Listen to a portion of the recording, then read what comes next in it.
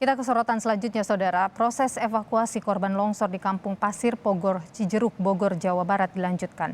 Pencarian berfokus pada satu orang korban yang belum ditemukan. Sudah hampir 14 jam, proses evakuasi pencarian satu orang korban yang tertimbun longsor masih berlanjut.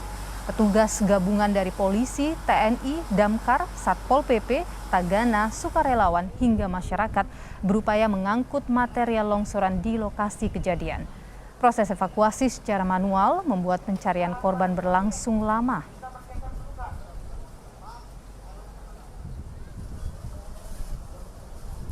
Nah, 4 yang kemarin semalam sampai jam 2 pagi, 3 sudah ditemukan.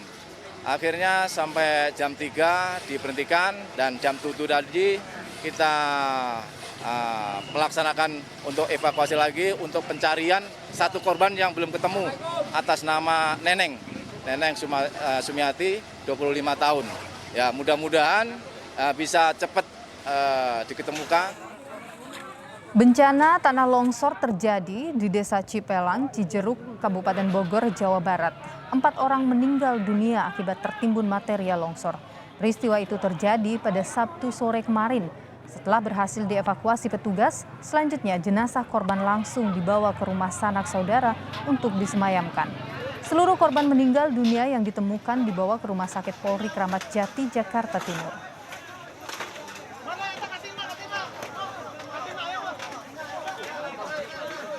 Sampai 3 jenazah bisa diangkat atau dievakuasi sampai jam 02.00. Kalau untuk 3 korban yang sudah meninggal dunia Di Rumah Sakit Kramat Jati untuk diotopsi. infonya akan ada soal dugaan kelalaian Pak? Ada. Karena ini kan ada faktor penyebab dari tertimbunnya pagar di sebelah. Nanti akan kami lakukan penyelidikan bagaimana proses pembuatan pagar tersebut, apakah sudah standar dengan konstruksi dan sebagainya. Informasi terkini penanganan bencana longsor di Cijeruk, Kabupaten Bogor, Jawa Barat kita tanyakan pada jurnalis Kompas TV. Ada Cindy Permadi di sana. Cindy, selamat siang. Apakah korban sudah ditemukan dan apakah korban meninggal ini langsung dimakamkan? Ya Nilu, untuk proses pencarian ini masih dilakukan hingga saat ini dan kalau untuk lokasinya sebenarnya sudah ketahuan di mana titiknya. Karena kalau dari informasi yang disampaikan ataupun juga yang ditemukan oleh tim gabungan dari masyarakat setempat, lokasi terakhir dari korban ketika kejadian berada di sisi belakang rumah, sehingga titik itulah yang menjadi titik fokus dari pencarian korban. Kalau dari pantauan kami pada pagi hari tadi memang sempat dihentikan untuk proses evakuasi dari sekitar jam 3 dini hari sampai jam 7, itu mengingat untuk pemulihan ataupun juga istirahat terlebih dahulu untuk tim gabungan. Dilanjut lagi dari jam 7, ada mobil pemadam kebakaran yang diturunkan, fungsinya adalah untuk menyiram agar tanah yang menimbun lokasi kejadian menjadi lunak dan memudahkan tim gabungan untuk melakukan penggalian. Kemudian tanah itu juga digunakan, air itu juga digunakan untuk pembersihan sekitar tempat kejadian perkara. Kemudian kalau yang saat ini masih dilakukan adalah pemotongan beton-beton, mengingat tidak hanya tembok rumah saja yang menimpa korban, tapi juga ada turap setinggi 6 meter yang menimpa sehingga dibutuhkan alat seperti bor, kemudian juga cutter beton yang sedang digunakan untuk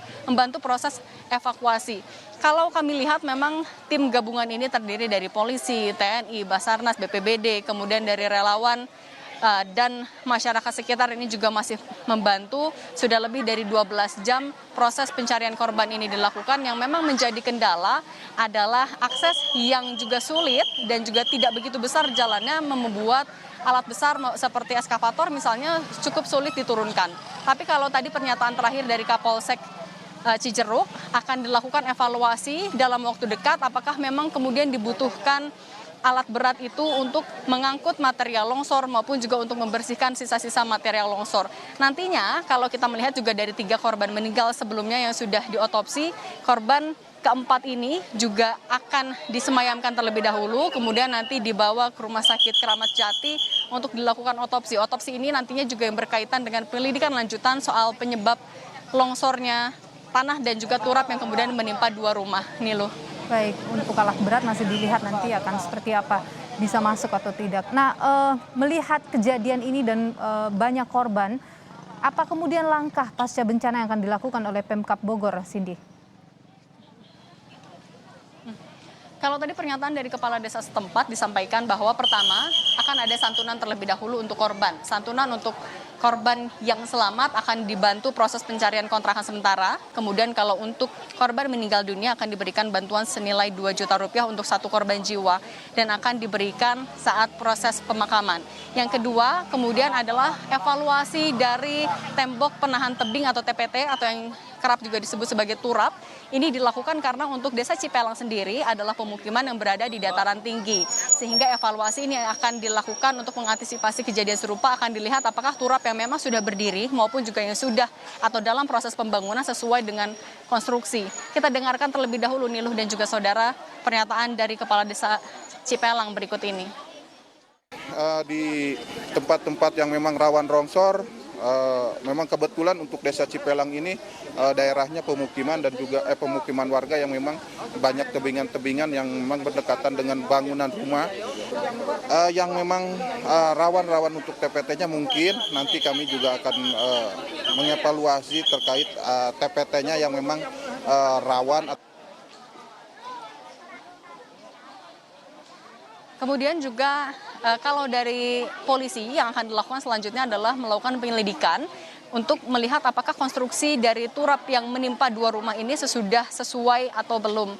Untuk penyelidikan sendiri akan dilakukan, tapi untuk pemilik dari villa yang turapnya rubuh itu tidak berada di lokasi sehingga belum dilakukan pemeriksaan. Sementara kalau untuk keluarga juga masih menunggu prosesi pemakaman dan lain-lain sehingga kemungkinan besar baru akan dilakukan pemeriksaan dalam 1 sampai 2 hari ke depan.